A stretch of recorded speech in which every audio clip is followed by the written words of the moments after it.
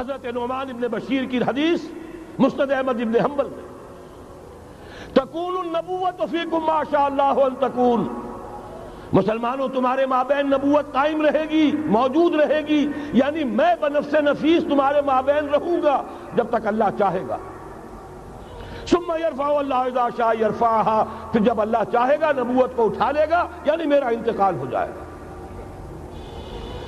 دوسرے دور کی خبر دی، ثم تکون خلافۃ علی منہاج النبوہ، پھر ایک دور آئے گا خلافت کا عین نبوت کے نقش قدم پر، کوئی فرق نہیں ہوگا، وہی نظام جو میں نے قائم کیا ہے جوں کا تو قائم رہے گا، میرے نقش قدم پر وہ خلافت ہوگی۔ فرمایا وہ بھی رہے گا جب تک اللہ چاہے گا، پھر وہ بھی ختم ہو جائے گا۔ پھر فرمایا تیسرا دور آئے گا، ثم تکون ملکن عاضا، ظالم ملوکیت، بادشاہی، محل بنیں گے، ٹھاٹ جمیں گے، ظلم کا سکہ رواں ہوگا، ناجائز قتل ہوں گے۔ حجاج ابن یوسف کے ہاتھوں سینکڑوں تابعی محمد ابن قاسم بلا کر شہید کر دیے گئے، ورنہ اسی وقت پورا یہ جزیرہ نما ہند جو ہے، انڈین پیننسولا، اس وقت پورا کا پورا مسلمان ہو جاتا۔ لیکن ملوکیت کو کبھی یہ برداشت نہیں ہوتا کہ کوئی شخص پبلک کے اندر مقبول ہونا شروع ہو جائے، پاپولر ہونا شروع ہو جائے، ان کے اقتدار کے لیے خطرہ ہو سکتا تھا۔ اسی دور ملوکیت میں واقعہ کربلا ہوا، حسین ابن علی رضی اللہ تعالی عنہما شہید ہوئے۔ اسی ظالمانہ حکومت کے دور میں واقعہ ہررا ہوا، مدینے کی بے حرمتی ہوئی 3 دن تک۔ اسی کے دور میں حضرت عبداللہ ابن زبیر رضی اللہ تعالی عنہما شہید ہوئے۔ میں اب کیا کیا گنواؤں؟ حضور نے جب فرمایا ثم تکون ملکن عاضا، کاٹ کھانے والی ملوکیت، یہ اسی کی شرح ہے۔ فرمایا یہ دور بھی رہے گا جب تک اللہ چاہے گا، پھر جب اللہ چاہے گا اسے بھی اٹھا دے گا۔ پھر چوتھا دور آئے گا، ثم تکون ملکن جبریا، پھر بادشاہی ہوگی غلامی کے ساتھ۔ میں نہیں کہہ سکتا اس وقت صحابہ نے اس کا مطلب کیا سمجھا ہوگا، اب چونکہ یہ دور ہمارے سامنے سے گزر چکا ہے، بلکہ ایک اعتبار سے ہم اسی دور میں سانس لے رہے ہیں، لہذا بات سمجھ میں آ رہی ہے کہ وہ ملوکیت چاہے ظالم تھی، بادشاہ مسلمان تو تھے، کلمہ گو تو تھے، ان میں بہت اچھے اچھے بھی ہوئے ہیں۔ تاریخ انسانی میں مسلمانوں کے جیسے عمدہ مثالیں ہیں عمدہ بادشاہوں کی، شاید تاریخ کے اندر کوئی اور مثالیں پیش نہ کی جا سکے۔ لیکن یہ کہ اس کے بعد جو دور آیا، کہیں ہم تاج برطانیہ کے غلام بن گئے، ملکہ برطانیہ، شاہ برطانیہ، ہز میجسٹیز گورنمنٹ، ہر میجسٹیز گورنمنٹ، کہیں فرانس کے، کہیں اٹلی کے، کہیں ہالینڈ کے، کہیں اور کسی کے، فرانس کے، اس طرح سے پورا عالم اسلام جو ہے کولونیل دور کے اندر غلامی کے دور میں چلا گیا۔ یہ چوتھا دور تھا، لیکن یہاں تھوڑا سا توقف کر لیجئے۔ یہ چوتھا دور ایک درجے میں ختم ہو گیا ہے، کہتے ہیں دنیا والے کولونیل دور ختم ہو گیا، حقیقت میں ختم نہیں ہوا، براہ راست حکمرانی ختم ہوئی ہے، انڈائریکٹ رول جاری ہے، ریموٹ کنٹرول کے ذریعے سے وہی حکومت کر رہے ہیں، بٹن وہی سے دبتے ہیں، ہم جا کر جھولیاں انہی کے سامنے پسارتے ہیں، انہی سے کبھی سرمایہ کاری کی بھیک مانگتے ہیں، کبھی قرضوں کی بھیک مانگتے ہیں، ان کے چشم ابرو کے اشاروں کے منتظر رہتے ہیں۔ ہماری جنگ اور صلح ان کے تابع ہے، ہمارے تمام وسائل ان کے تسلط میں ہیں۔ وہ دور ابھی ختم نہیں ہوا، فرق صرف یہ ہے پہلے براہ راست حاکم تھے، آج بالواسطہ حاکم ہیں۔ لیکن حضور نے فرمایا صلی اللہ علیہ وسلم یہ دور بھی ختم ہو کر رہے گا۔ یوں سمجھیے جیسے کراچی میں لانڈھی کورنگی میں کئی نمبر آتے ہیں بسوں میں، Karachi Landhi number 1، Landhi number 2، Landhi number 3، پھر کہیں 3.5 بھی ہوتا ہے۔ آج ہم بیچ میں کھڑے ہیں اس چوتھے دور کے، کہ حضور کے قول کے مطابق ملکن جبرین، یا دور ابھی جاری ہے، نصف ختم ہو گیا ہے، نصف ابھی باقی ہے۔ لیکن ایک بات تو بڑی تلخ ہے، ابھی بقیہ نصف میں بڑی قیامتیں گزرنے والی ہیں۔ اسی بقیہ نصف میں وہ معرکہ پیش آنے والا ہے، اسی میں وہ ملاحم ہوں گے، اسی میں وہ الملحمۃ العظمیٰ ہوگی، اسی میں دجال اکبر کا ظہور ہوگا، اس میں ہمارے اوپر تکالیف اور مصائب ابھی اور اس کے سائے گہرے ہوں گے، اور کچھ روز فضاؤں سے لہو برسے گا، اور غمناک یہ تاریک اندھیرے ہوں گے، لیکن اس کے بعد فرمان نبوت پوری شان کے ساتھ ظاہر ہوگا۔ ثم تکون خلافۃ علی منہاج النبوہ، پھر دور آئے گا خلافت علی منہاج النبوہ کا، دوبارہ وہی دور، بین ہی وہ نظام جو محمد رسول اللہ نے قائم فرمایا صلی اللہ علیہ وسلم، دنیا میں دوبارہ قائم ہو کر رہے گا۔ میرے کئی دوستوں نے کہا ہو کر رہے گا، میں یقین کے ساتھ کہتا ہوں ہو کر رہے گا، صرف یہ کہ ہم یہ نہیں کہہ سکتے ابھی اس میں کتنی دیر ہے۔ جیسے قرآن مجید میں کئی جگہ حضور سے کہلوایا گیا، نبی کہہ دیجئے ان ادری اقریب ام بعید ما توعدون، لوگوں جو وعدہ تم سے کیا جا رہا ہے یہ تو میں نہیں کہہ سکتا وہ جلدی پورا ہوگا یا دیر میں، ہوگا ضرور پورا۔ ان اللہ لا یخلف المیعاد، اللہ تعالیٰ اپنے وعدے کی خلاف ورزی نہیں کرتا۔ تو محمد الرسول اللہ صلی اللہ علیہ وسلم کی دی ہوئی نوید، دوبارہ خلافت علی منہاج النبوہ کا نظام قائم ہوگا، اور اس میں اب ذرا نور علی نور،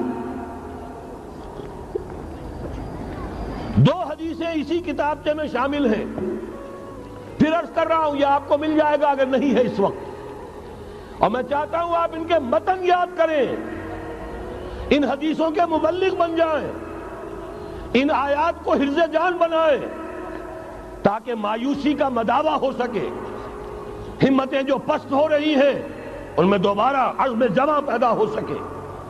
اس لیے ہم نے بڑی تعداد میں اسے شائع کیا ہے، 100 کے پیکٹس کے اندر آپ کو یہ مل سکے گا اگر آپ لینا چاہیں، عام کریں، پھیلائیں۔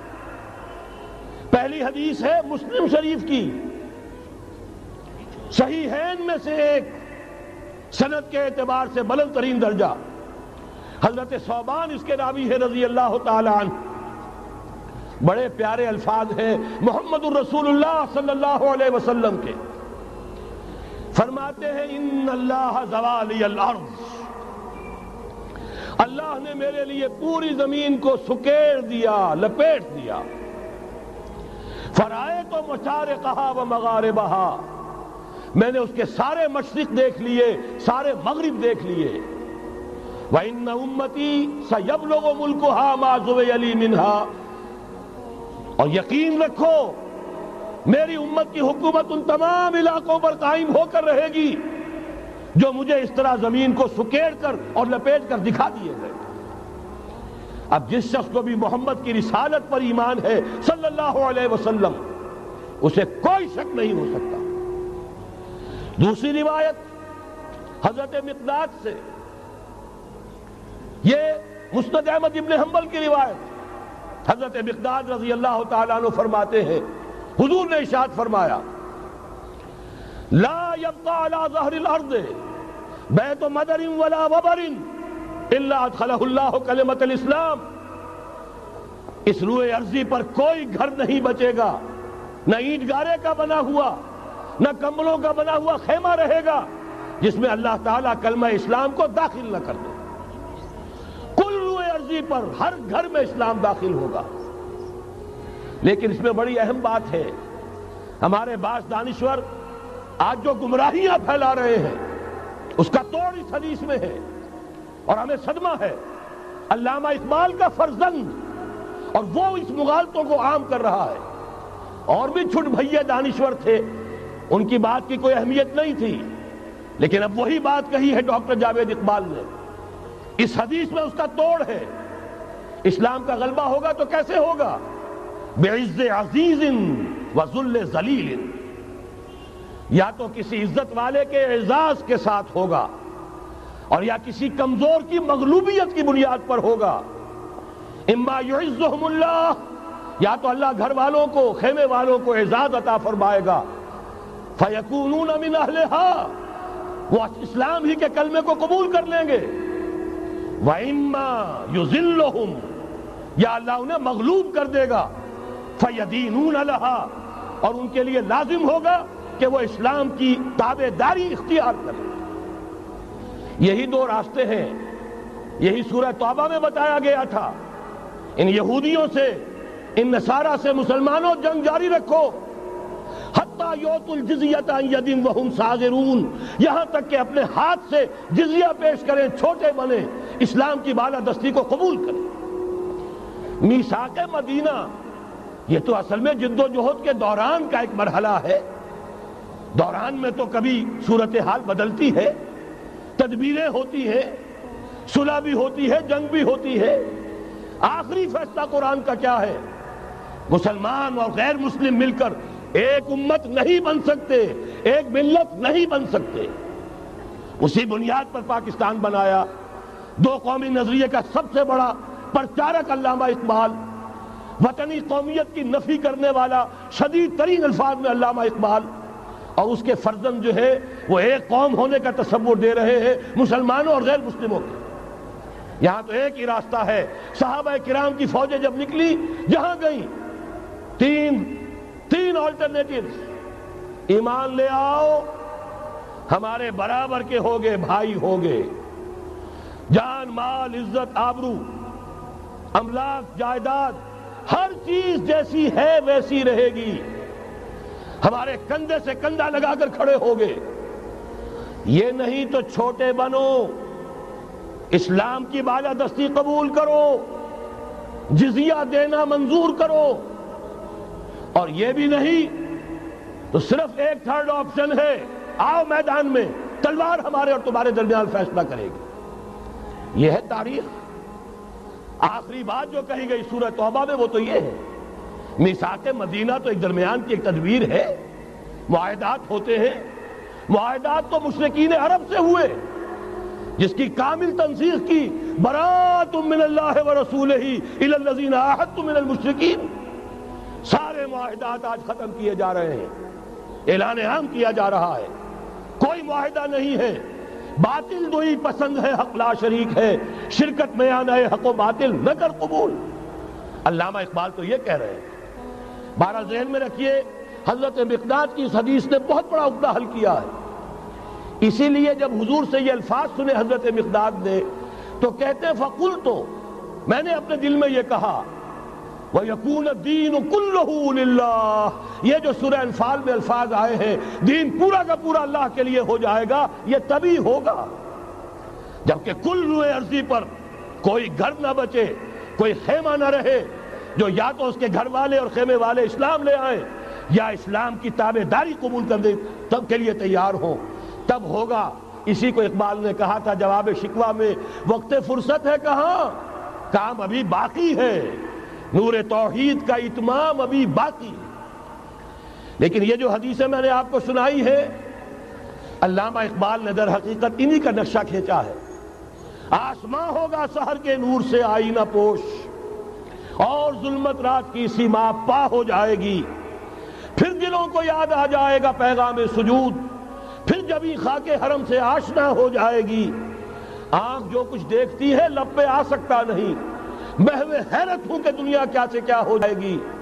شب گریزہ ہوگی آخر جلوہ خورشید سے، یہ چمن معمور ہوگا نغمہ توحید سے۔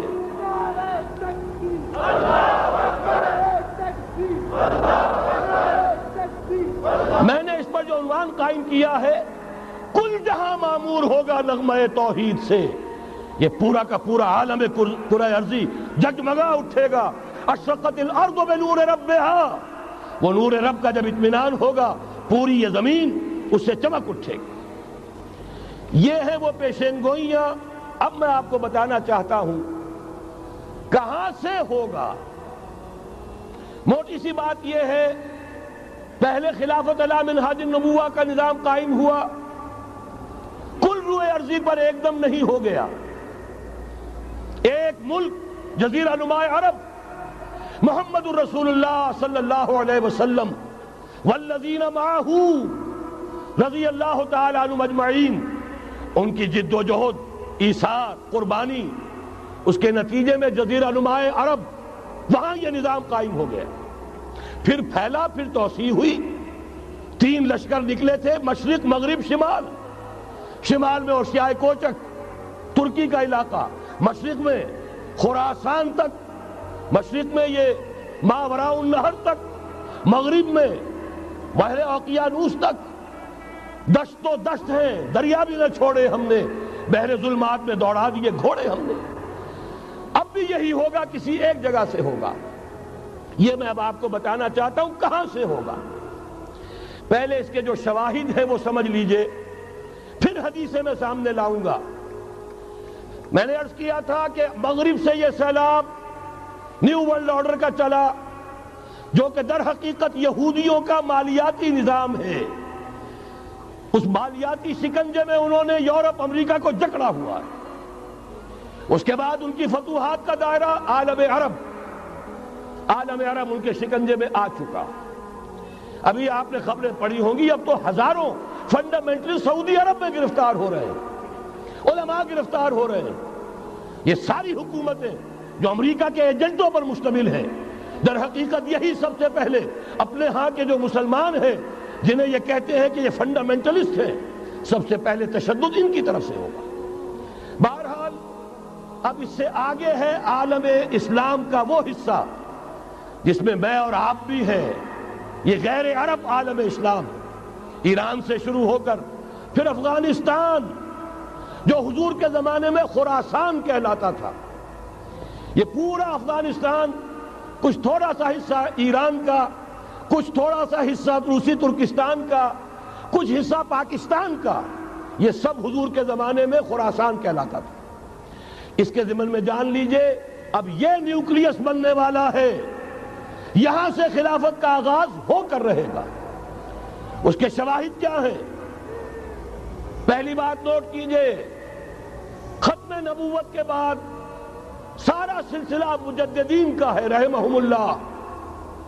1000 برس تک سارے مجدد عالم عرب میں پیدا ہوئے.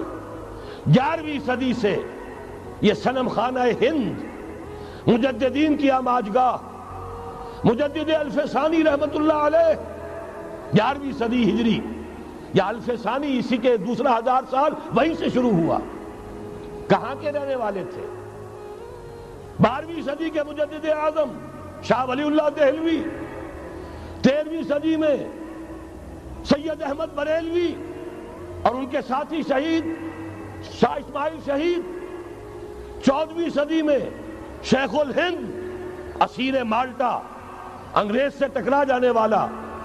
یہ مضمون ہم نے چھاپا تھا، اگرچہ چھپا تھا وہ پاکستان، روزنامہ پاکستان میں، ہم نے بھی اسے چھاپا. اب دوبارہ جو کتابچہ شائع کیا ہے انگلینڈ میں، انگلستان میں خلافت کی اذان کے عنوان سے اسپیشل ایک جو ہے ندائے خلافت کا ایشو آیا ہے، اس میں دوبارہ ریپیٹ کیا ہے.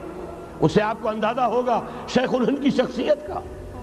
جرمنی تک سے ان کی گفتگو چل رہی تھی، دارالخلافہ ترکی سے گفتگو چل رہی تھی. ہندوستان کو آزاد کرا کر دوبارہ اس کو ایک دارالاسلام کی شکل دینا، اس لیے کہ اس وقت تک آپ کو معلوم ہونا چاہیے ہندو ابھی سویا ہوا تھا. وہ غلامی کا جو بھی اس کے اوپر اثر پڑا تھا مسلمانوں کی 1000 سالہ غلامی کا، اس کی وجہ سے اس میں کوئی حوصلہ تھا ہی نہیں. سیاست کے میدان میں ہندو ابھی آیا ہی نہیں تھا. اس وقت اگر کہیں وہ تجویز کامیاب ہو جاتی، وہ برلن پلان، وہ ریشمی رومال تحریک، تو واقعہ یہ ہے کہ 30 برس اور یہ بر عظیم پاک و ہند انگریز کا غلام نہ رہتا. وہ تحریک نہیں. پھر یہ کہ اگر خلافت کو ختم کیا گیا تو احتجاجی تحریک چلی تو یہاں، اور کس شد و مت کے ساتھ، مولوی اما محمد علی کی جان بیٹا خلافت میں دے دو. پورا بر عظیم پاک و ہند گونج اٹھا. گاندھی کو شریک ہونا پڑا تحریک خلافت میں. کہاں گاندھی، کہاں خلافت. پھر اور شواہد نوٹ کیجئے، وہ جو کولونیل رول بظاہر ختم ہوا ہے، تمام مسلمان ممالک بظاہر آزاد ہوئے، لیکن کہیں بھی تحریک میں اسلام کا نعرہ نہیں لگا.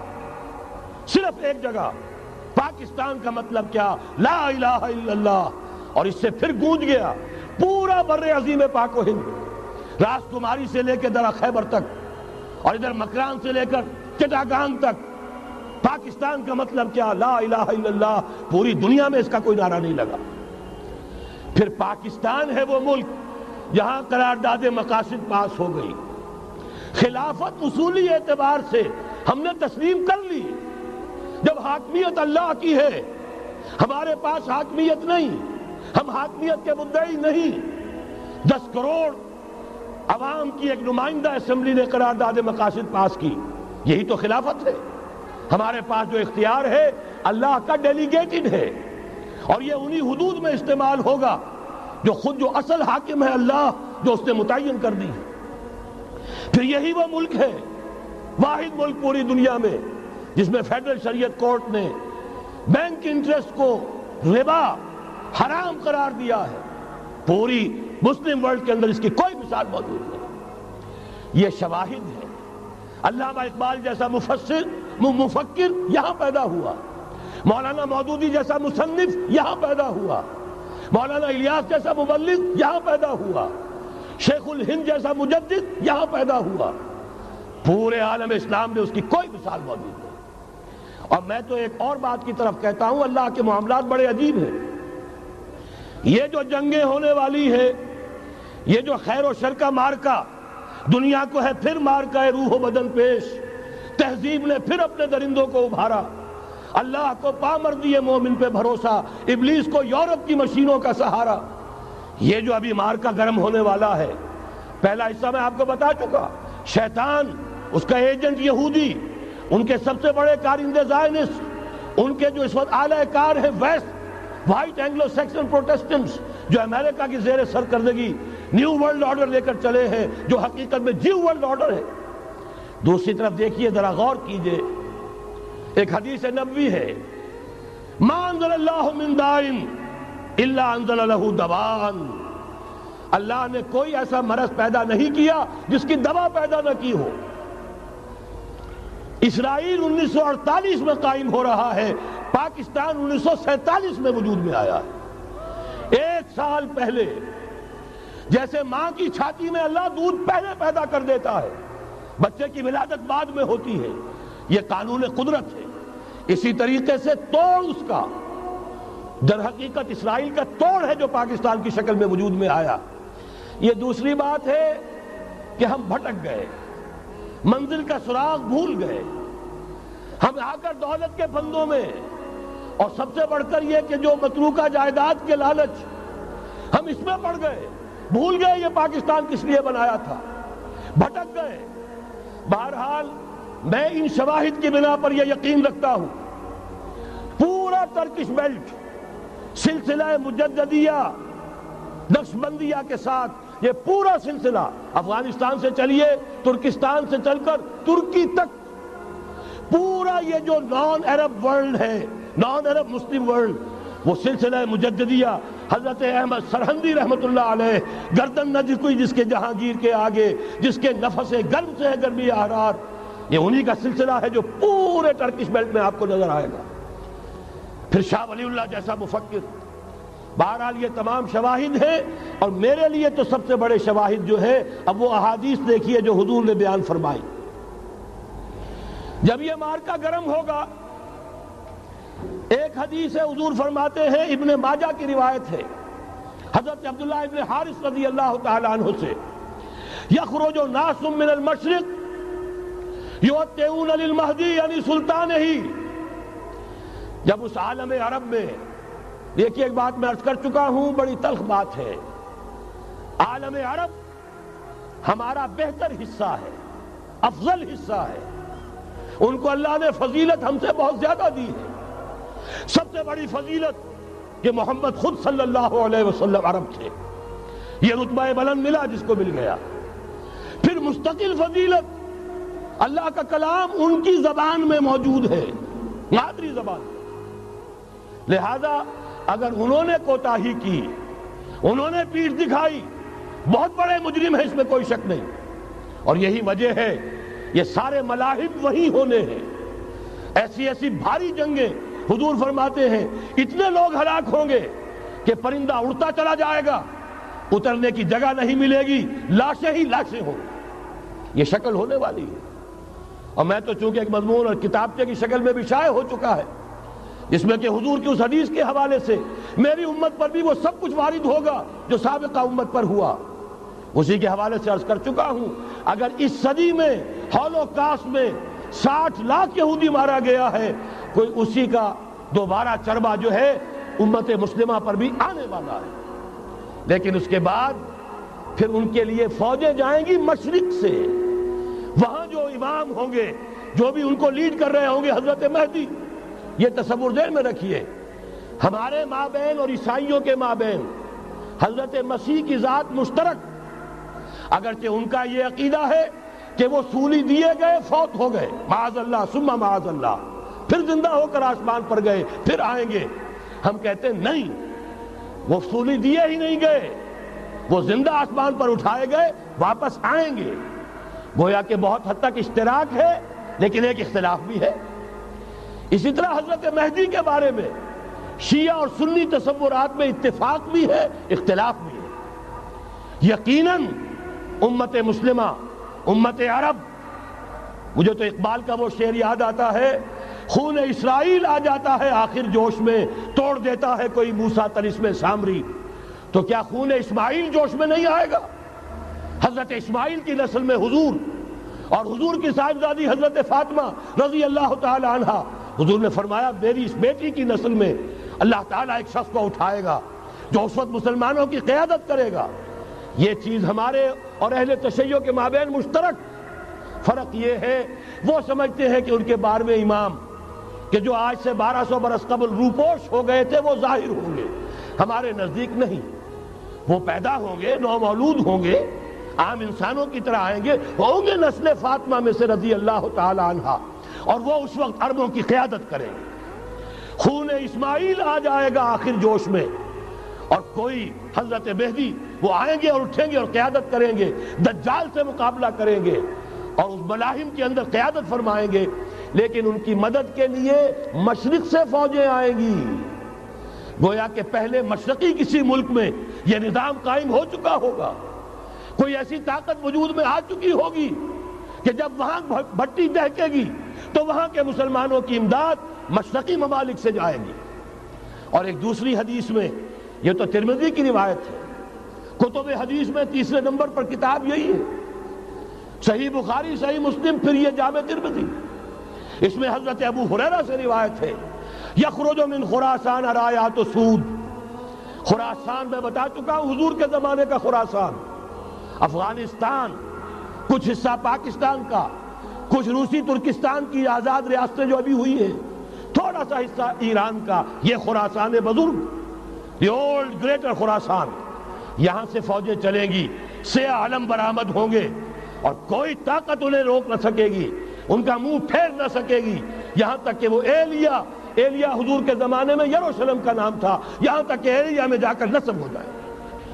گویا کہ یہ جو ہمارے ہاتھ سے نکلا ہے قبضے سے، پہلے بھی عربوں کے ہاتھوں سے نکلا تھا، بیت المقدس، یروشلم، عرب واپس نہیں لے سکے تھے، کرد خون صلاح الدین ایوبی اس نے واپس لیا، عربوں میں دم نہیں رہا تھا، عیاشیوں کی وجہ سے کھوکھلے ہو چکے تھے۔ میں تجھ کو بتاتا ہوں تقدیر امم کیا ہے، شمشیر و سنا اول، طاؤس و رباب آخر۔ یہی وجہ ہے کہ تقریباً 20 صدی کے بعد ان کی حکومت ختم۔ آشمارا حق بود گر خون بارد بر زمین، بر زوال ملک مستعصم امیر المومنی۔ یہ ہوا کہ نہیں ہوا؟ جبکہ آئے ہیں تاتاری ہورڈز، اور جنہوں نے کہ آخری خلیفہ بنو عباس اسے محل میں سے نکالا، ایک کھال کے اندر لپیٹ کر اور اپنے گھوڑوں کے سوؤں تلے کچل دیا۔ عرب معزول کر دیے گئے تھے، لیکن اب دوبارہ عربوں کو جب سہارا ملا ہے، لیکن اب بھی انہوں نے کہیں اسلام قائم نہیں کیا۔ کوئی روس کا غلام رہا، کوئی امریکہ کا غلام رہا، کسی نے اس کا ساتھ دیا، کسی نے اس کا ساتھ دیا۔ تہذیب ہے تو مغربی، تمدن ہے تو مغربی، وضع میں تم ہو نصارہ تو تمدن میں ہنود۔ یہ مسلمان ہیں جنہیں دیکھ کے شرمائے یہود۔ یہی معاملہ جب ان کا ہوا تو اب اللہ تعالیٰ کی طرف سے ان کے اوپر وہ عذاب کی بھٹی گرم ہونے والی ہے۔ لیکن اس کے بعد پھر یہاں سے جائیں گے وہ جو ان کی مدد کریں گے، اور یہ ایلیا کو واپس لینے والے یہ مشرق سے چلنے والے لشکر ہوں گے۔ یہ دو حدیثیں ابھی سن لیجئے، اور تیسری حدیث یہ ہے، حضور نے فرمایا، یہ سنن نسائی کی روایت ہے، قال رسول اللہ صلی اللہ علیہ وسلم عصابتان من امتی احوزهم اللہ من النار احرزهم اللہ من النار، میری امت کے دو لشکر ایسے ہوں گے جنہیں اللہ نے آگ سے نجات دے دی ہے، پہلے ہی سے ڈکلیئرڈ ہے۔ عصابت تغزو الہند، ایک لشکر کے جو ہند پر حملہ آور ہوگا، وعصابت تکون مع عیسیٰ ابن مریم علیہ السلام، اور دوسرا لشکر وہ ہے جو حضرت عیسیٰ کے ساتھ جا کر اور ان کے ساتھ مل کر یہودیوں کے خلاف جنگ کرے گا۔ میں اس حدیث کا جو مطلب سمجھتا ہوں واللہ عالم، یہ اسی علاقے میں جب انقلاب آ جائے گا، یہ علاقہ خراسان اور پاکستان، جب یہاں نظام خلافت قائم ہوگا، یہاں سے اسلام کی توسیع ہوگی، اور یہاں سے جانب مشرق ہند اور جانب مغرب یہ جو یہودیوں کا سیلاب آ رہا ہے، ان دونوں کا مقابلہ کرنے کے لیے انشاءاللہ العزیز، ورنہ یہ عصابتان جو ہے ایک حدیث میں جمع کرنے کی کوئی اور حکمت ہو نہیں سکتی، ورنہ تو ہندوستان پہ کئی لشکر آئے ہیں، لیکن یہ کہ در حقیقت اسی وقت جبکہ عالم عرب میں وہ بھٹی دہکے گی، اسی وقت یہاں انقلاب آ چکا ہوگا، ایک طرف یہاں سے مدد کے لیے لشکر جائیں گے کہ جو مسلمان عرب جو ہیں ان کی مدد کریں گے، حضرت مہدی کے جھنڈے تلے لڑیں گے، حضرت مہدی کی حکومت کو مستحکم کریں گے، یؤتون للمہدی، دوسری طرف وہ ہندوستان کی طرف پیش قدمی کریں گے، اور یہیں سے جیسے اس وقت سیلاب نکلا تھا جزیرہ نما عرب سے، ایک داہنی طرف ایک بائیں طرف، ایران، افغانستان، ترکستان، ادھر مصر، لیبیا، الجزائر، مراکش، موریطانیہ، اسی طریقے سے انشاءاللہ اسی علاقے سے اس کا آغاز ہوگا اور بات آگے بڑھے گی۔ تو غرض اصل حاصل کیا ہے؟ یہ ہونا ہے، پچھلے آثار ثابت کر رہے ہیں کہ ہونا ہے، حضور کی احادیث بتا رہی ہے کہ یہی سے ہونا ہے، ہوا صرف یہ ہے ہم بھٹک گئے، ہمیں اپنی منزل یاد نہ رہی۔ میں تو بہرحال ان لوگوں میں سے ہوں جنہوں نے نعرے لگائے تھے پاکستان کا مطلب کیا، لا الہ الا اللہ۔ میں سن 46 میں یہاں حبیبیہ ہال میں قائد اعظم نے مسلم اسٹوڈنٹ فیڈریشن کے جس اجلاس کو خطاب کیا تھا، ضلع حصار سے جو 2 ڈیلیگیٹ آئے تھے ان میں سے ایک میں تھا۔ میں نے بہرحال اس تحریک میں بھی حصہ لیا ہے، ایک ننھے کارکن کی حیثیت سے لیا ہے، پھر حالات کو بدلتے اپنے آنکھوں سے دیکھا ہے، ہم کہاں سے کہاں جا پہنچے ہیں۔ ضرورت صرف اس بات کی ہے کہ آج ہمارا حال یہ ہے، ہماری قیادت، ہماری سیاست ان لوگوں کے ہاتھ میں ہے کہ وہ فریب خوردہ شاہی کے پلاح و کرگسوں میں اسے کیا خبر کہ کیا ہے، تب وہ تاب جاویدانہ، ان کی تہذیب مغربی، ان کی ذہنیت مغربی، ان کی وضاقتہ مغربی، ان کا تمدن مغربی، ان کی سوچ مغربی، ان کے سارے اطوار مغربی، لہذا در حقیقت ایک تو یہ کہ ان سے چھٹکارا پانا، اور دوسرے یہ کہ در حقیقت مغرب کے تمام طاقتوں کو للکارنے کے لیے اس قوم کے اندر سے جذبہ ایمان، جذبہ جہاد کو برآمد کرنا، یہ 2 کام ہیں جو کرنے ہیں، اور اگر ہم یہ کر لیں گے، جیسا کہ میں نے آیت آپ کو سنائی تھی، اللہ کا کوئی وعدہ غیر مشروط نہیں، ایمان اور عمل صالح، ایمان اور جہاد، یہ وعدے کرو، پورے کرو گے تو اللہ کا وعدہ بھی پورا ہوگا۔ لیکن ظاہر بات ہے جیسے یہودیوں نے یورپ کو فتح کیا اور آج وہ مغرب یہودیوں ہی کے زیر اثر ہمیں فتح کرنے پر تلا ہوا ہے، آج نوٹ کیجئے جس طرح 3 اطراف سے یہودیوں نے حملہ کیا یورپ پر، میں اس کا تذکرہ کر چکا ہوں، آج ہم پر بھی اسی طرح کا 3 pronged اٹیک ہے۔ نمبر 1، ایٹمی دانت نہ نکلنے پائیں اس قوم کے، رول بیک کرانے کے لیے خاموش ڈپلومیسی، اس کے ہتھ کنڈے، کہیں ان میں طاقت نہ ہو جائے، کہیں یہ چیلنج کرنے کی پوزیشن میں نہ آ جائیں، اپنے پاس ایٹمک ہتھیاروں کے انبار ہوں، لیکن کسی مسلمان ملک کے پاس آ گیا تو وہ اسلامک بوم بن جائے گا۔ اگر وہ اسرائیل کے پاس ہے کوئی حرج نہیں، لیکن پاکستان کے پاس کسی صورت میں ہسلا نہیں ہونا چاہیے. کمزور رکھو, ہمارے دستے نگر رہے, ہماری ہی مرضی پر, ہمارے چشم ابرو کے اشارے پر حرکت کریں. نمبر 2, اباحیت, بے حیائی, عریانی, فحاشی, اس کا سیلاب اور سب سے بڑھ کر خاندانی نظام کو برباد کرنے کے لیے یہ بہبود آبادی کا پروگرام. اور دیکھیے جادو وہ جو سر چڑھ کر بولے, مسلمانوں کے ہاتھوں کرا رہے ہیں. قاہرہ میں کانفرنس کرائی ہے ایک مسلمان ملک میں, اور یہ کہ اس کو آرگنائز کرنے والی ایک پاکستانی مسلمان عورت. یہ ہے در حقیقت کہ وہ لوگ اگر کرنا بھی چاہتے ہیں تو اس کا الزام بھی براہ راست اپنے اوپر نہیں, بلکہ یہ کہ خود کوئی مسلمان ہو جو یہ کام کرے. اب جو سیلاب آئے گا جس کے لیے مدد بھی دی جا رہی ہے, اس سے ہمارے سارے بندے حیا ٹوٹ کر رہ جائیں گے, خاندانی نظام درم برم ہو کر رہ جائے گا. جو ابھی تک اللہ کا شکر ہے کہ ہمارے ملک کے اندر انٹیکٹ ہے کچھ اوپر کا طبقہ جو بالکل ہی مغربی تہذیب میں رنگا گیا ہے, ورنہ ہمارے ہاں خاندان کا نظام ابھی انٹیکٹ ہے. لیکن یہ کہ یہ سیلاب بھی بڑی شدت سے آ رہا ہے, یہ چیزیں بیک وقت کیوں ہو رہی ہیں. اور تیسرا اور سب سے زیادہ سٹل وار, سب سے زیادہ یوں سمجھیے کہ جو لطیف, جو کہ ایک طرح کا احسان جتایا جا رہا ہے, ڈالروں کی اب یلغار. اب یہاں پر امریکی سرمایہ, ڈالر چاہے مشرق سے آئے چاہے مغرب سے آئے, وہ یہودیوں کا اعلی کار ہے. آپ نے اگر $1 نوٹ کا اگر کبھی نقشہ دیکھا ہو, اس کے اوپر جو سگنیا بنا ہوا ہے, جو نشان ہے, وہ کیا ہے؟ پیرامڈ, احرام مصر. یہ کن کے لیے اہمیت رکھتے ہیں؟ ہزارہا یہودیوں کا خون اور ان کی ہڈیاں ان پیرامڈز کے تلے دبی ہوئی. جب یہ احرام بنائے گئے تھے, یہ یہودی وہاں غلامی کے دور میں تھے, بیگار ان سے لی جا رہی تھی. بڑے بڑے پتھر جب گرتے تھے تو پسنے والے یہودی ہوتے تھے. یہ ان کی اپنی جیسے ہولوکاسٹ, جیسے انہوں نے اس کو اپنا سمبل بنایا ہوا ہے, اسی طریقے سے پیرامڈ, مصر کا پیرامڈ, یہ گویا کہ ان کے اس زوال کا ایک نشان ہے. اور اس پر ایک آنکھ بنی ہوئی ہے, ایک آنکھ, کانے دجال کی آنکھ, وہ دیکھ رہی ہے. عجیب ہے یہ سمبل. نیچے لکھا ہوا ہے نووس آرڈو سیکلورم, اور یہ در حقیقت 1776 جو نیچے لکھا ہوا ہے وہ رومن حروف کے اندر یہ 1776 ہے, جو میں بتا چکا ہوں آرڈر آف الومناٹی وساپ نے قائم کیا تھا. عام دنیا یہ سمجھتی ہے کہ شاید یہ امریکہ کا یوم آزادی ہے, سن آزادی ہے. 1 مئی اس آرڈر آف الومناٹی کی تاسیس 1 مئی کو ہوئی ہے. یہ 1 مئی جو منایا جاتا ہے, دھوکہ یہ دیا گیا ہے کہ یہ شکاگو کے جو مزدور ہیں ان کی یادگار ہے.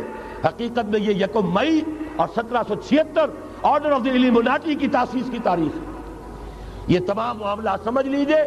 ڈالر در حقیقت ہم نے ابھی تازہ ندائے خلافت میں نعیم صدیقی صاحب کی نظم شائع کی ہے, 45 برس بلکہ شاید اس سے بھی زیادہ عرصے کی پرانی نظم ہے جو ہم نے شائع کی ہے. ڈالر میرے اس دیش کو ناپاک نہ کرنا.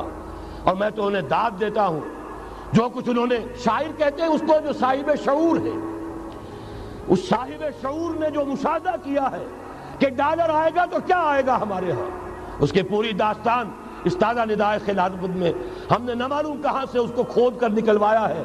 ہم ان کا احسان مانتے ہیں کہ انہوں نے اپنی یہ پرانی نظم, اب ان کی جماعت تو سب بھول بھال گئی ان چیزوں کو, اسی لیے وہ اسے تج کر باہر بھی اب آ گئے. بہرحال ہمیں تو ان کی ایک ایک چیز جو ہے, مجھے تو وہ شعر آج کا اگر آپ نے جنگ کا میرا کالم پڑھا ہو, میری تو فکر کے اندر رچ بس گیا ہے.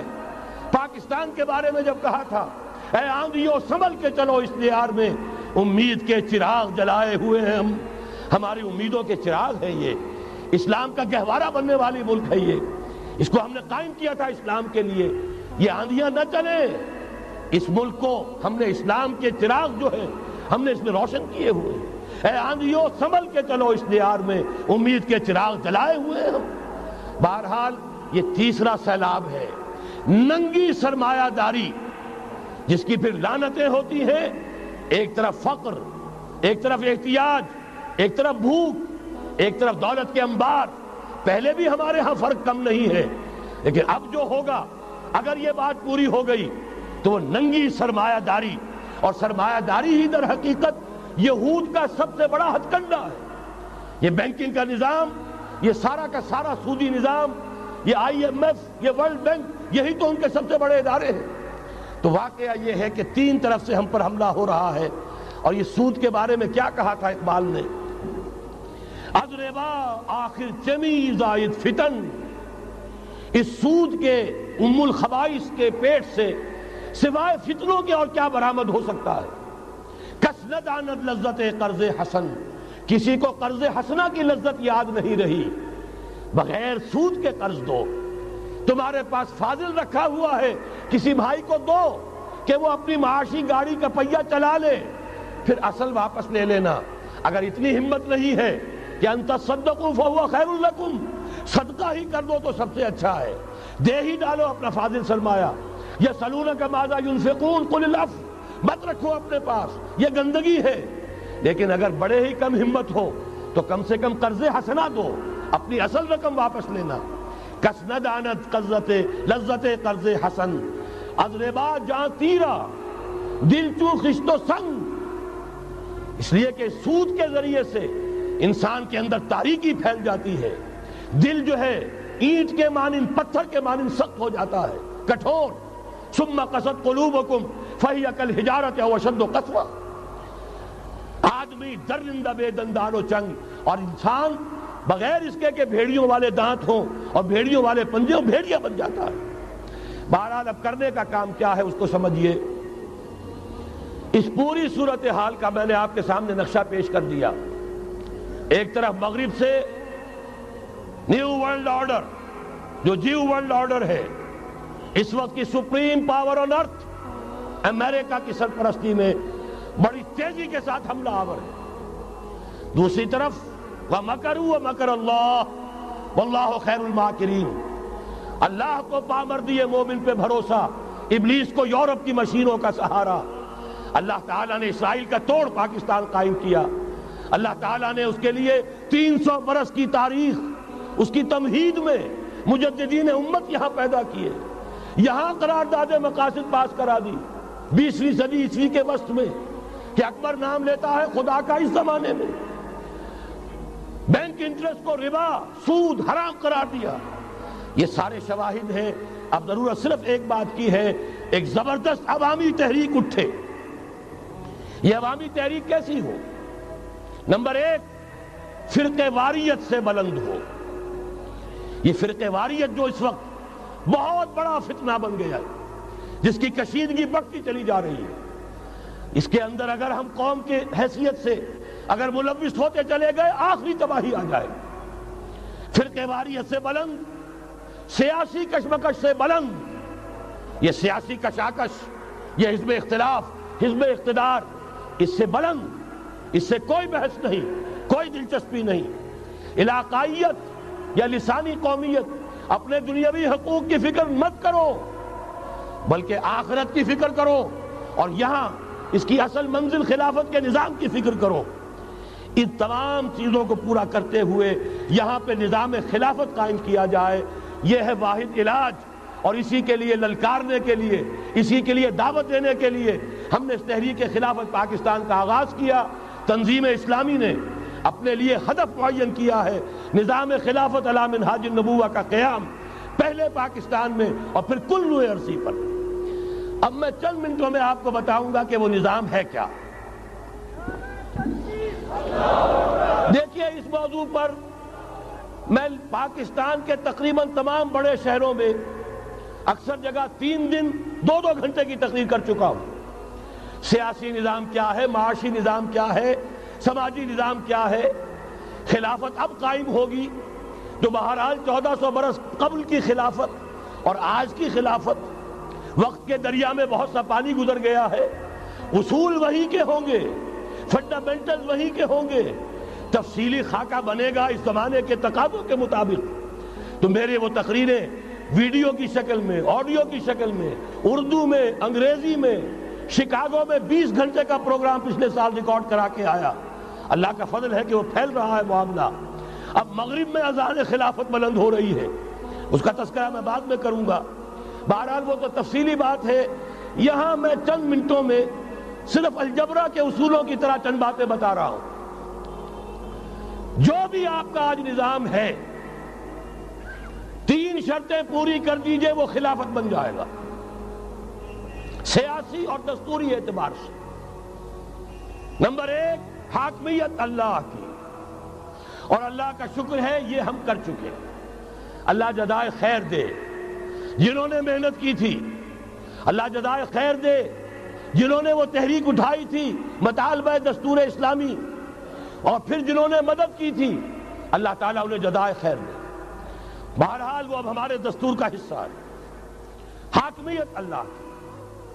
البتہ اگلا قدم ہم آج تک نہیں اٹھا سکے، اس حاکمیت کا ظہور کیسے ہوگا؟ آپ کے دستور میں یہ طے کر دیا جائے کتاب و سنت ہر شے سے بالا تر ہے، دستور سے بھی بالا، عدالتی قوانین سے بالا، پارلیمنٹ سے بالا، سینٹ سے بالا، صدر سے بالا، سپریم کورٹ سے بالا، ہائی کورٹ سے بالا، ہر شے سے بالا کتاب و سنت۔ جب تک یہ نہیں ہوتا، قرارداد مقاصد کی حیثیت ایسی ہے کہ جیسے آپ سینما ہال کے اوپر آگے جو ہے قرآن مجید کا کوئی کتبہ لگا دیں، اس کے سوا کچھ نہیں۔ یہ بھی غنیمت ہے کہ قرارداد مقاصد پاس ہوئی، اصل شرط یہ ہے کتاب و سنت کی ٹوٹل بالادستی۔ اور یہ بڑی کڑوی گولی ہے، عوامی تحریک جب تک نہیں چلے گی، لوگ جب تک اپنی خون کی ندیاں نہیں بہا دیں گے، یہ کڑوی گولی حلق سے اترنے والی نہیں۔ یہ IGI کی حکومت میں نہیں اتری، اسلام کے نام پر اقتدار میں آئے، اسلام کے نام پر ISI نے IGI بنوائی، اسلام کے نام پر انہیں ووٹ ملے، 2/3 کی اکثریت ملی، اس کے باوجود شریعت کی بالادستی کا ایکٹ، شریعت کی بالادستی کی دستور کے اندر ترمیم پاس نہیں کرائی گئی۔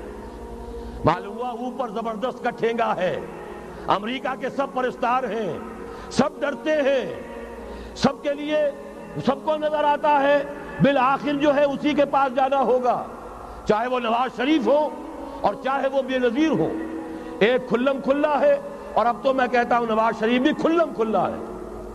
آج کے اس دور میں انہوں نے اسلام کا نام کبھی نہیں لیا، اس سے تو بالکل تائب، بس صرف فرق یہ رہ گیا ہے بے نظیر کھلم کھلا بھی مذاق اڑا لیتی ہے اسلامی سزاؤں کا، اسلامی قوانین کا، یہ اس پر ذرا خاموش ہے۔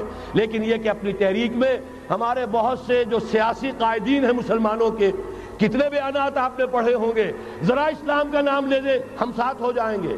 مولانا سمیع الحق صاحب کا بیان آیا، ذرا اسلام کی بات کرے تو ہمارے اور بہت سے علماء اور ہمارے طارق صاحب جو ہیں انہوں نے بھی کہا کہ میں ہم ساتھ آ جائیں گے۔ لیکن یہ کہ بڑا پکا ثابت ہوا نواز شریف اسلام کا نام نہیں لیا۔ یہ بات جان لیجئے، یہ اس کے بغیر، قربانی کے بغیر اصل یہی منزل ہے، اصل کٹھن یہی ہے۔ یہ کتاب و سنت کی بالادستی، اس کو قبول کرنا، اختیار کرنا، یہ بغیر عوامی تحریک کے، بغیر قربانیوں کے ممکن نہیں ہوگا۔ بہرحال دوسری بات یہ، اور تیسری بات، کسی غیر مسلم کو نظام خلافت میں قانون سازی میں شریک نہیں کیا جا سکتا۔ جس قانون کی بنیاد کتاب و سنت، جو نہ کتاب کو مانے نہ سنت کو مانے، اس کا اس ملک کی قانون ساز اسمبلی میں جانے کا مطلب کیا ہے؟ ان کی علیحدہ اسمبلیاں ہوں، ان کے جو حقوق ہیں مائنورٹیز کی حیثیت سے ان کی گارنٹی دی جائے، ان کی جان، مال، عزت، آبرو کا پورا تحفظ، ان کی پوری مذہبی آزادی، ان کی عبادت گاہوں کی پوری ضمانت، ان کی حفاظت کی، ان کا پرسنل لا ہو، سب کچھ ہوگا۔ قانون سازی میں غیر مسلم شریک نہیں ہو سکتا۔ نظام خلافت کی اعلیٰ ترین سطح کی پالیسی بنانے میں غیر مسلم شریک نہیں ہو سکتا۔ یہ معاملات ہمیں، یہ کڑوی گولیاں ہیں، لیکن صرف 3 گولیاں ہضم کر لیجئے، یہ نظام خلافت کا نظام بن جائے گا۔ البتہ چوتھی بات اور عرض کر دوں، وہ کہتا ہوں بہتر ہے کہ اس پارلیمانی نظام کی لعنت جو انگریزوں کے وراثت کے طور پر ہمیں ملی ہے، اسے چھوڑ کر صدارتی نظام اختیار کیا جائے۔ وہ صدارتی نظام جو نظام خلافت سے قریب تر ہے، انہوں نے ہم سے لیا ہے۔ اقبال نے کہا ہے ہر کجا بینی جہان رنگ و بو، زاں کے از خاکش برو یا دارزو، یا نور مصطفیٰ اورا بہاش، یا ہنوز اندر تلاش مصطفیٰ۔ اگر کوئی اچھائی ان کے پاس ہے وہ نور مصطفیٰ سے مانگی ہوئی ہے۔ یہ خلافت کے نظام کا چربا ہے۔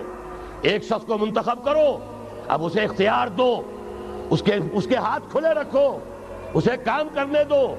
ہاں امپیچمنٹ کا نظام ہو، غلط ہو تو اسے سیدھا کرنے کا نظام ہو، اس کے لیے آپ امپیچمنٹ کا نظام آج کی جو امریکہ کی حکومت ہے اس میں بھی ہے۔ اور کیسا ہے کہ ذرا سا اندیشہ ہوا تھا اور نکسن صاحب جو ہے بھاگ کھڑے ہوئے تھے۔ تو میرے نزدیک صدارتی نظام اور چھوٹے صوبے، یہ بڑے بڑے صوبوں کی ضرورت نہیں ہے، چھوٹے صوبے ہوں، لوگوں کو سہولتیں ہوں، ہر علاقے کے لوگوں کو معلوم ہو کہ ہمارے معاملات ہمارے اپنے ہاتھ میں ہیں، ان کے اندر کوئی احساس جو ہے محرومی کا پیدا نہ ہونے پائے۔ اس لیے کہ وہی چیز ہے جو سیاہی گھول دیتی ہے۔ کون سیاہی گھول رہا ہے وقت کے بہتے دریا میں؟ یہ ساری سیاہیاں جو سندھ میں گھل رہی ہیں، بلوچستان میں گھل رہی ہیں، سرائکی کے علاقے میں گھل رہی ہیں، ان سب کا علاج ہے چھوٹے صوبے بناؤ۔ لیکن یہ چیزیں خلافت کی شرائط میں سے نہیں ہیں۔ بہتر بات ہے، دنیاوی اعتبار سے بہتر بات ہے، انتظامی اعتبار سے بہتر بات ہے۔ باقی اصل شرائط تین: اللہ کی حاکمیت کا اقرار جو قرارداد مقاصد میں بالفعل ہے، کتاب و سنت کی ٹوٹل بالادستی، سپریم کورٹ کو اختیار دیجئے وہاں جا کر کوئی بھی شہری پاکستان کا کوئی بھی عالم دین اگر ثابت کر دے فلاں قانون، فلاں ہدایت، فلاں انسٹرکشن، فلاں کوئی حکم جو دیا گیا ہے کتاب و سنت کے منافی ہے، فوراً کل عدم ہوگا۔ اور تیسری بات، غیر مسلم پروٹیکٹڈ مائنورٹی ہوں گے، ان کی جان مال عزت آبرو کی حفاظت ہوگی، لیکن یہ کہ وہ برابر کے قانون سازی کے حق میں شریک نہیں ہو سکتے، اس لیے کہ یہاں کتاب و سنت منبع ہے قانون کا جس کو وہ تسلیم نہیں کرتے۔ اسی طرح یہ معاشی نظام، موجودہ سرمایہ دارانہ نظام، بہت بڑی لعنت، بہت بڑی لعنت، بہت بڑی لعنت۔ لیکن جیسے آپ کو معلوم ہے، آج ہی ابو جہل کہہ دے لا الہ الا اللہ محمد الرسول اللہ، مسلمان بن جاتا؟ کلمہ تو ایک ہی تھا نا۔ ابو طالب کے پاس جب وفد گیا تھا رؤسائے قریش کا، اور انہوں نے کہا تھا کہ اپنے بھتیجے کو روک لو ورنہ اب ہم جو تمہاری بھی رعایت اب نہیں کریں گے، میدان جنگ میں آ جاؤ۔ ابو طالب نے کہا تھا میرا بھتیجا تم سے کیا مانگ رہا؟ ایک کلمہ، ایک کلمہ لا الہ الا اللہ، اور تو اس کا کوئی مطالبہ نہیں۔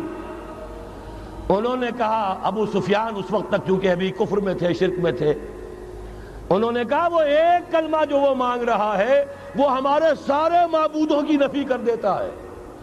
وہی تو سب سے بڑی مصیبت ہے۔ تو میں آپ کو بتا رہا ہوں، تین چیزیں اس سرمایہ دارانہ نظام میں سے نکال دیجئے، یہ اسلامی نظام بن جائے گا۔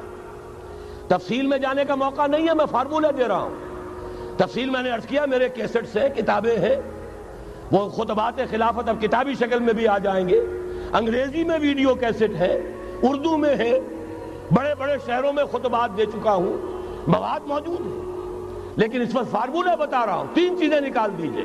نمبر ایک، سود نکال دیجئے۔ اس میں بھی اللہ کے فضل و کرم سے پیش رفت ہمارے ہاں ہوئی، فیڈرل شریعت کورٹ نے فتویٰ دیا اور اتنا زبردست ججمنٹ لکھا ہے، پوری دنیا کے لیے رہنمائی کا ذریعہ بن جائے گا۔ یہی وجہ ہے کہ مجھے معلوم ہوا ہے موجودہ حکومت نے اس کی اشاعت روک دی ہے۔ باہر کے ممالک سے ڈیمانڈ، میں جب انگلستان میں تھا ابھی 2 مہینے قبل، وہاں کچھ لوگوں کے سامنے تذکرہ کیا، انہوں نے کہا ہمیں منگا کے دیجئے، بنگلہ دیش کے مسلمان تھے، ہمیں منگا کے دیجئے۔ میں نے یہاں لکھا، معلوم ہوا کہ نہیں، وہ مل ہی نہیں رہا، بلکہ کہہ دیا گیا اسے مت چھاپو، اس کی اشاعت بند، اس لیے کہ وہ کلمہ خیر کہیں پھیل نہ جائے۔ یہودی کا اگر علاج ہے، جیسے آپ نے سنا تھا بچپن میں کہانیاں، دیو کی جان ایک طوطے کی گردن میں ہے، طوطے کی گردن مروڑ دو گے دیو مر جائے گا۔ یہودی کی جان سود میں ہے۔ یہ سارا ہتھ کنڈا اس کا جو ہے، جو ورلڈ ڈومینیشن یہودی چاہ رہا ہے، وہ مالیاتی نوعیت کی ہے۔ وہ اپنی حکومت قائم نہیں کرنا چاہتا.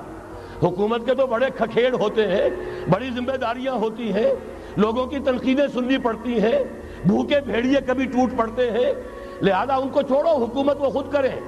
ہاں وہ محنت کرے حیوانوں کی طرح، ملائی ہمارے پاس آتی چلی جائے، زندہ رہنے کی حد تک تو ان کو دیں گے.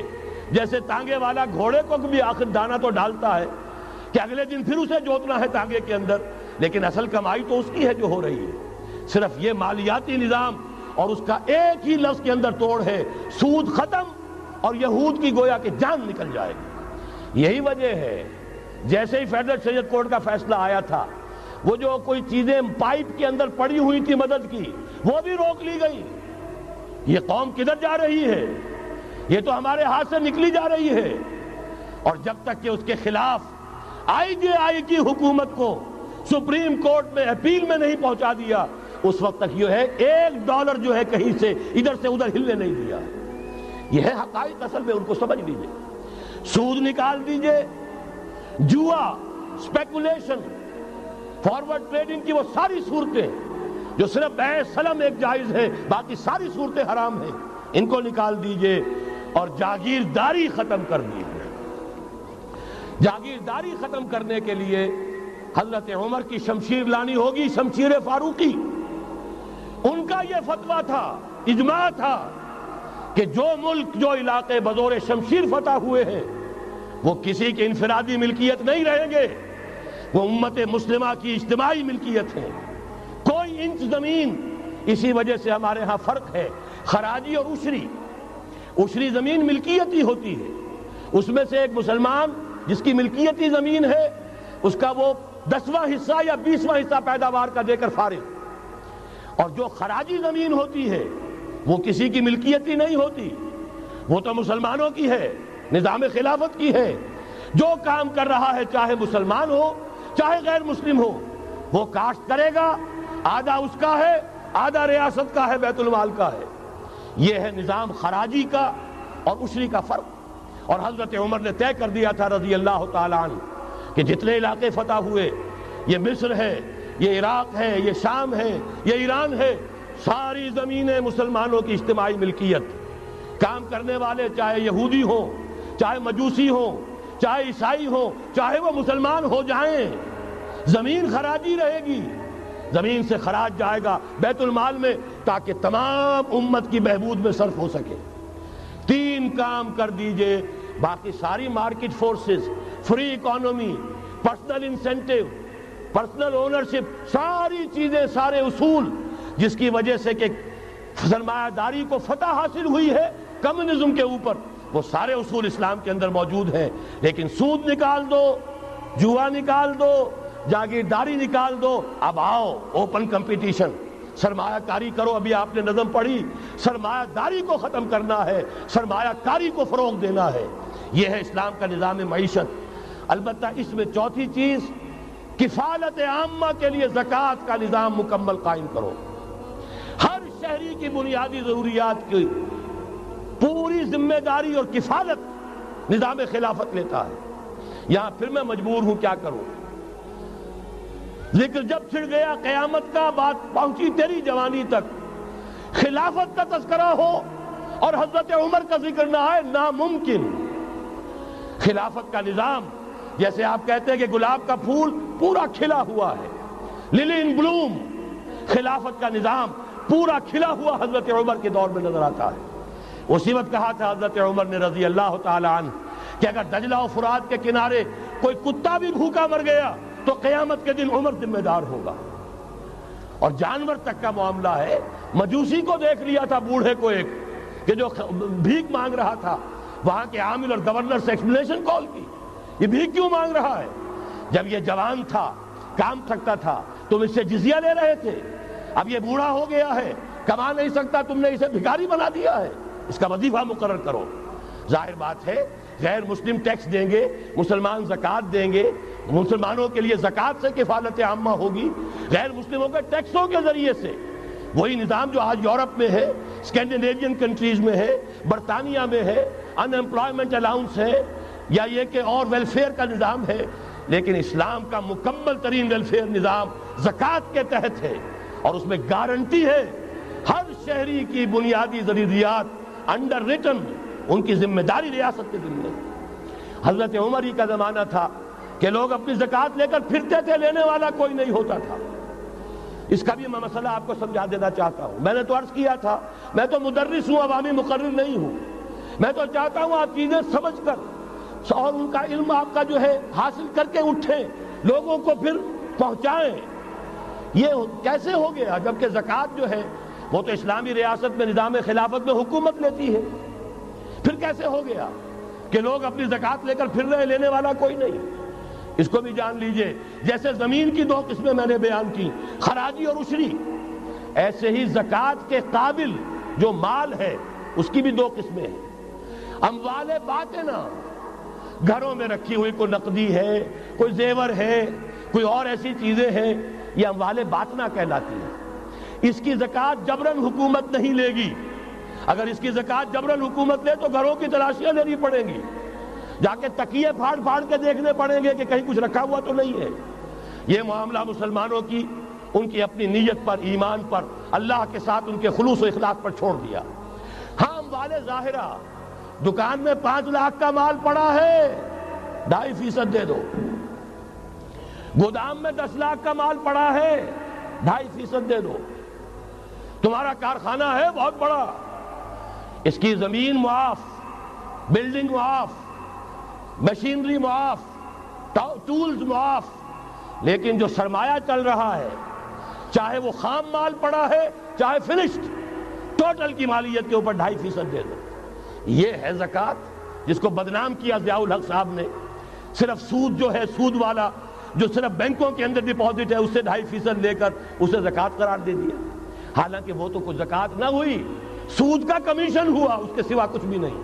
زکوٰۃ تو یہ ہے کہ ہر دکاندار، اور مجھے یقین ہے مسلمان دے گا، آپ اسے انکم ٹیکس جیسے لعنتی ٹیکس سے نجات دیجئے جس نے اسے جھوٹ بولنے پہ مجبور کیا ہوا ہے۔ یہ لعنتی ٹیکس ہے در حقیقت کہ جس نے ہر شخص کو جھوٹا بننے پر مجبور کر دیا ہے۔ ان کو ختم کریں۔ زکوٰۃ تو مسلمان اپنے ایمان کے تقاضے پر دے گا، اور وہ دے گا اور خوشی سے دے گا۔ یہ پورا نظام جو ہے اس کو اختیار کیا جائے زکوٰۃ کے، تو پوری ویلفیئر سٹیٹ، دنیا کے بلند ترین معیارات کی ویلفیئر سٹیٹ قائم ہو جائے، جو حضرت عمر نے کہا تھا کہ کوئی کتا بھی بھوکا اور پیاسا نہ رہے۔ اب آئیے تیسرا معاملہ سماجی، یہاں بھی 3 ہی باتیں کہوں گا۔ ترقی ہے، تعلیم ہے، ان میں کوئی رکاوٹ نہیں، خواتین کام کریں کوئی رکاوٹ نہیں۔ کیا چیز نکالنی ہے؟ بے حیائی، بے حجابی، عریانی نکال دو، ستر و حجاب انفورس کرو، سیگریگیشن، عورتوں کے اسکول علیحدہ، مردوں کے علیحدہ، عورتوں کے کالج علیحدہ، مردوں کے علیحدہ، عورتوں کی یونیورسٹی علیحدہ، مردوں کی علیحدہ، عورتوں کے ہسپتال علیحدہ، مردوں کے ہسپتال علیحدہ۔ کسی درجے میں تو ہمارے ہاں ہے، اس کو آگے بڑھاؤ، یونیورسٹی بناؤ۔ اسی طریقے سے ہسپتال میں، مردوں کے ہسپتال میں عورتوں کو نرس رکھنا کیوں لازم ہے؟ کیا مرد نرسنگ نہیں کر سکتے؟ کیا فوج کی جو فارورڈ یونٹس ہوتے ہیں میڈیکل، کیا ان میں عورتیں جاتی ہیں نرسوں کی حیثیت سے؟ جہاں اصل ضرورت ہوتی ہے، کسی کا بازو اڑ گیا ہے، کسی کی ٹانگ اڑ گئی ہے، کسی کا پیٹ چاک ہو گیا ہے، آنتیں باہر ہے، بڑی ٹینڈر نرسنگ کی ضرورت ہے، وہاں تو عورت نہیں جاتی، وہاں تو میل نرسز ہے۔ تو مردانہ ہسپتالوں میں مردوں کو نرس رکھو، زنانہ ہسپتالوں میں عورتوں کو نرس رکھو، عورتیں مریض ہوں، عورتیں ڈاکٹر ہوں، عورتیں جو ہے نرسنگ کریں، وہاں کی انتظامیہ بھی عورتوں کو دیجیے۔ پھر یہ ہے کہ ساری پرائمری ایجوکیشن عورتوں کو دے دیجیے۔ چھوٹی عمر کے بچے ہیں، انہیں عورت کے اندر اللہ تعالیٰ نے جو شفقت مادری رکھی ہوئی ہے فطری طور پر، ضرورت ہے اس ٹینڈر ایج میں، تو ارادہ اگر ہو جائے تو ہر کام ہو سکتا ہے۔ ارادہ چاہیے یہ کہ بے ستری، بے حجابی، عریانی، فحاشی کا خاتمہ کرو۔ نمبر 2، شراب اور منشیات کا خاتمہ کرو۔ اس کے لیے آئرن ہینڈ بلکہ آئرن فسٹ کی ضرورت ہے۔ یہ کر کے دکھایا، ایرانیوں نے کر کے دکھا دیا۔ ہم سے کہیں زیادہ گرے پڑے تھے، ہم سے کہیں زیادہ یہ خرابیاں ان کے معاشرے میں موجود تھی، کر کے دکھایا کہ نہیں کر کے دکھایا؟ یہ ہو رہا ہے۔ لہذا یہ کہ یہ کام کیا جائے، اور زنا اور قذف کے جو اصل اللہ تعالیٰ کی طرف سے، اللہ کے رسول کی طرف سے جو سزائیں ہیں اور حدود اور تعزیرات ہیں، ان کو نافذ کیا جائے۔ یہ 3 چیزیں کر دیجئے، یہی معاشرہ ہوگا کوئی یہ نہیں کہتا کہ صحراؤں میں جا کر آباد ہو، کوئی آپ سے یہ نہیں کہتا کہ جائیے دوبارہ اونٹوں پہ سفر شروع کیجئے۔ جو ترقی ہوئی ہے، اللہ تعالیٰ نے علم دیا ہے انسان کو، اللہ تعالیٰ نے ٹیکنالوجی عطا فرمائی انسان کو، اور رحمان کا دیا ہوا علم ہے۔ علم آدم الاسماء کلہا، یہ اسی علم اسماء کا ظہور ہے پوری دنیا کے اندر۔ اسے خیر کا، برکت کا ذریعہ بناؤ۔ میں نے تین باتیں بتائیں آپ کو۔ نمبر 1، اللہ کی حاکمیت، کتاب و سنت کی ٹوٹل بالادستی۔ نمبر 3، اور غیر مسلموں کو قانون سازی میں شریک نہیں کیا جا سکتا۔ وہ پروٹیکٹڈ مائنورٹی، ان کی جان، مال، عزت و آبرو کی حفاظت کا ذمہ ہے، مذہبی آزادی کا ذمہ ہے، لیکن وہ ہماری قانون سازی میں، اعلیٰ ترین سطح کی پالیسی سازی میں شریک نہیں ہو سکتے۔ نمبر 2، یہی سارا نظام، یہی سرمایہ کارانہ نظام، سرمایہ دارانہ نظام کو 3 چیزیں نکال دیں گے، وہ سرمایہ دارانہ نہیں رہے گا، سرمایہ کارانہ ہو جائے گا۔ یہ سرمایہ کارانہ نظام، سود نکال دو، جوا نکال دو، جاگیرداری ختم کر دو، یہی رحمت ہو جائے گی۔ اللہ کی ربوبیت عامہ، ربوبیت کاملہ کے آپ کو منظر نظر آئیں گے۔ جاگیرداری کا خاتمہ کر دیجئے۔ اسی طریقے سے بے حجابی، فحاشی، عریانی۔ نمبر 2، شراب اور منشیات۔ نمبر 3، جو حدود ہیں شریعت کے، ان کو نافذ کیجئے تاکہ معاشرہ اسلامی معاشرہ بنے۔ اب آخری بات ہے میری، اور اسی کے ضمن میں کچھ مطالبے ہیں جو آج ہمیں کرنے ہیں حکومت سے۔ پہلی بات یہ کہ یہ خلافت کیسے آئے گی۔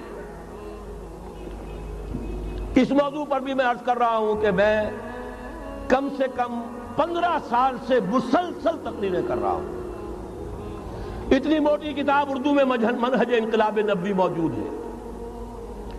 اس کے موضوع پر انگریزی میں کیسٹ، اردو میں cassette, video cassette, audio cassette, میری طرف سے مواد پورا موجود ہے۔ پہلا مرحلہ کیا ہے؟ غور سے سنیے، اس لیے کہ اس کے مخاطب اب آپ ہیں براہ راست، ہر فرد۔ خلافت کا نظام قائم کرنا ہے تو پہلے اپنی ذات میں خلیفہ بنیے۔ اللہ نے آپ کو ایک جسم دیا ہے، زبان دی ہے، آنکھیں دی ہیں، کان دیے ہیں، یہ سب آپ کے پاس اللہ کی امانت ہیں۔ ان پر اللہ کی حکومت قائم کی، اپنے وجود پر، اپنے گھر میں خلافت قائم کیجئے۔ آپ خلیفہ بن جائیں، آپ نظام اللہ کا نافذ کریں اپنے ذات پر، اپنے وجود پر، اپنے گھر میں، اور ساتھ ہی انفرادی سطح پر طے کر لیجئے۔ سورہ حدید کی آیت نمبر 7، آمنوا باللہ ورسولہ وانفقوا مما جعلکم مستخلفین فیہ۔ جس چیز میں اللہ نے تمہیں خلافت عطا کی ہے، دولت دی ہے، مال دیا ہے، جائیداد دی ہے، اولاد دی ہے، ذہانت دی ہے، فطانت دی ہے، خطابت دی ہے، جو دیا ہے لگا دو، کھپا دو، خرچ کر دو اللہ کے دین کے لیے۔ یہ ہے پہلی خلافت۔ اپنے وجود پر اللہ کی حکومت قائم کرو، اپنے گھر میں اللہ کی حکومت قائم کرو، اپنی معاشرت اسلامی بناؤ، اپنے معاش کو اسلامی بناؤ، اور جو کچھ اللہ نے